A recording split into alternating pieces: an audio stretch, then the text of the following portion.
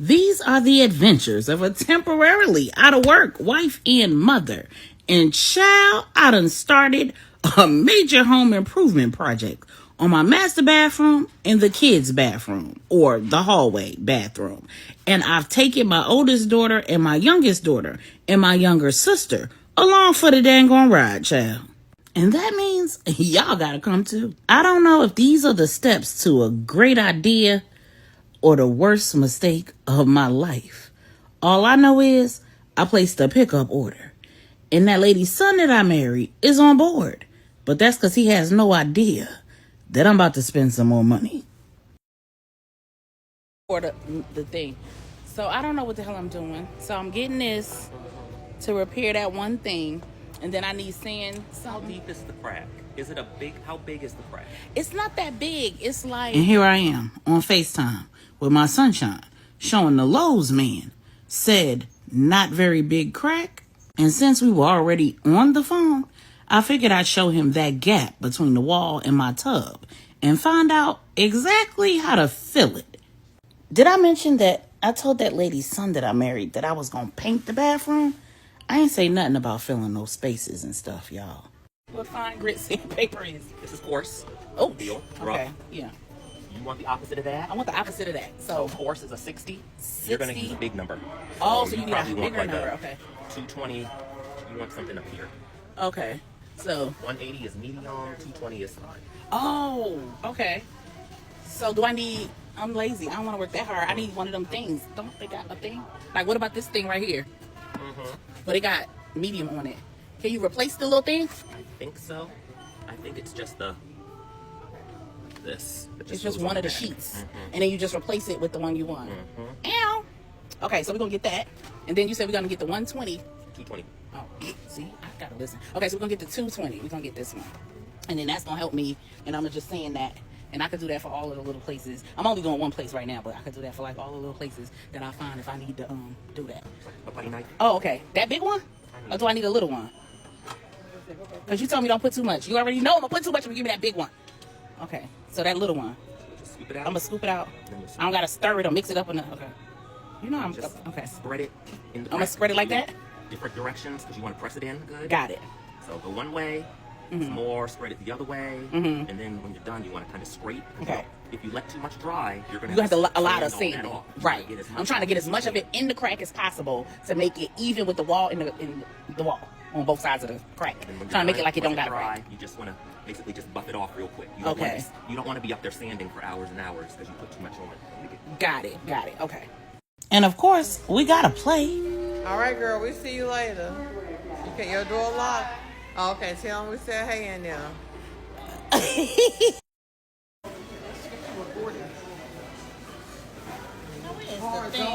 they serious. All local $73. God, probably not.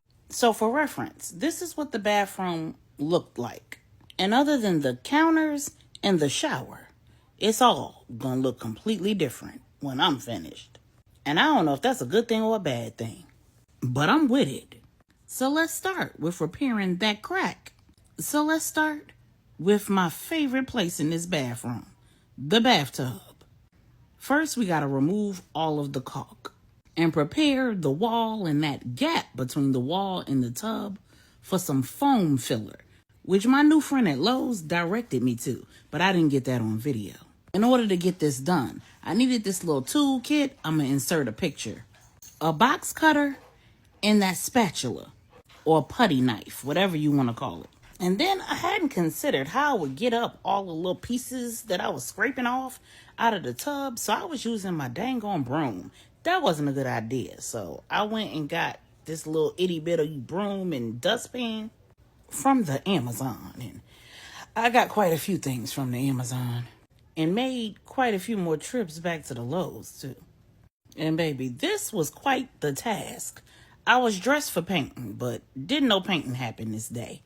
The only thing that I accomplished was moving things out of the bathroom, like my little corner caddy that usually sits here with the makeup, and scraping off all of this dang on caulk and excess paint from when the initial builders painted the walls. They got paint on the tub.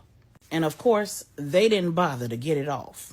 Now, I did manage to putty this crack, and I had to let that sit for 12 hours or 24 hours and then come back and sand it and do it again. And before I did that, I had to make sure that the tub and the walls were sufficiently clean. And then I had to also make sure that I had enough water in the tub to give it some additional weight before I started trying to repair the crack and fill the gap. Because that's what caused the crack and the gap. Whenever the painters did their job, they didn't fill the tub with water. So I used that little handy dandy tool that I bought from the Lowe's, and I used that medium grit sandpaper to sand before I puttied. And I'm glad I bought this little thing, because that man didn't mention the fact that I did need the sand before I puttied the wall. See, I do know a little something about a little something. Now, I didn't think I needed this big of a container of wall compound, but after I got it and got home, I was glad that I got it, because there were quite a few other places that I needed it, like the kids' shower. And since I'm going to be doing their bathroom as well, I went ahead and scraped off this paint and sanded and puttied it. Now, this is not a water leak. This is a result of getting a really cheap water head or shower head. And so because the shower head was leaking, it wet the wall, and it did this to the paint. I made sure that there wasn't any moisture behind the paint and the drywall, and therefore it didn't need a more major repair. It just needed this compound, and I got a little carried away as usual, but it got done. Now, the next day, they showered, and the wall was wet again.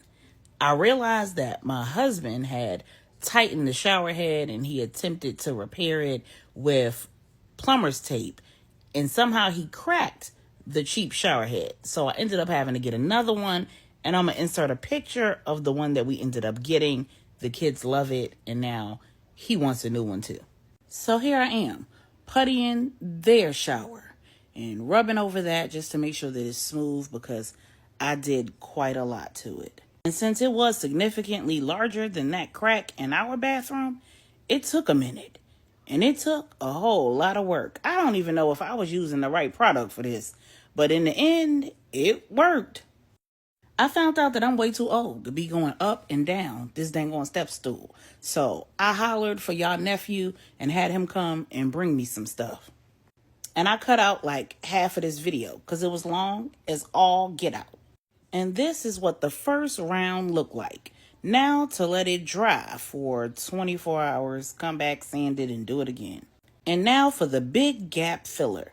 Now, I told y'all I was going to tell y'all about the things that I did wrong. And I was going to leave them in here for y'all to see. Do not ask me why I oversprayed this gap filler like this. Like literally, this nozzle is super easy to control. And all I had to do was put both my legs in the tub, and I would have had better form. And had I just used a rag expediently, I wouldn't have needed the amount of elbow grease that it took to get this stuff off the actual tub. Lord, this was definitely a learning process and a labor of love, because I got it all over that tool, and then I had to get it off the tool too. I didn't even need the tool, y'all.